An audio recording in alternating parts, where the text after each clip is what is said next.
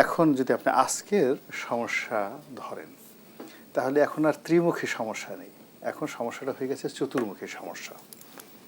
আপনি যদি সায়েন্সের ছাত্রী হন তাহলে আপনি দেখবেন যে চতুর্ভুজ পড়েছেন এবং চতুর্ভুজের প্রতিটি কোণের একটা মাপ আছে, ডিগ্রি আছে, 90 ডিগ্রি। ধরেন একটা পলিটিক্যাল কোণ আছে, পলিটিক্যাল কোণ, এখন বিএনপি বলেন, আওয়ামী লীগ বলেন, জাতীয় পার্টি, জামাত, এটা ধরেন একটা কোণ। আর একটা কোণ হলো ক্যান্টনমেন্ট, যে যাই বলুক না কেন সব থেকে এই কোণটা ছিল।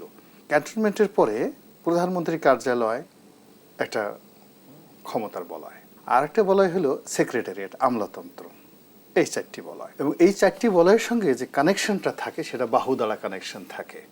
আপনি এটাকে বিদ্যুতের যদি আপনি সঞ্চালন লাইন ধরেন, গত 10 মাস যাবৎ যে সঞ্চালন লাইনটা ছিল, যে বাহুগুলো ছিল, এই চারটে জায়গাতে সংযোগ স্থাপন জনাব তারেক রহমান সাহেবের সঙ্গে যে বৈঠকটা লন্ডনে হলো, বৈঠকের ফলে কি হলো, পুরো সঞ্চালন লাইনটা বিচ্ছিন্ন হয়ে গেছে। বিএনপির সঙ্গে ধরুন ক্যান্টনমেন্টের একটা সম্পর্ক ছিল, এই সময়টাতে সেটা বিচ্ছিন্ন হয়ে গেছে, আবার নতুন করে পুনঃস্থাপন করতে হবে। জামাতের সঙ্গে এনসিপির সঙ্গে ডক্টর মোহাম্মদ ইউনূসের যে সম্পর্ক ছিল, এখন এটা বিচ্ছিন্ন হয়ে গেছে এই নতুন সম্পর্কের কারণে। ফলে কি হলো, আগের যে সমস্যাটা যেটা ত্রিমাত্রিক বলছিলাম, এটা এখন চতুর্মুখী মানে সমস্যা চলে আসছে।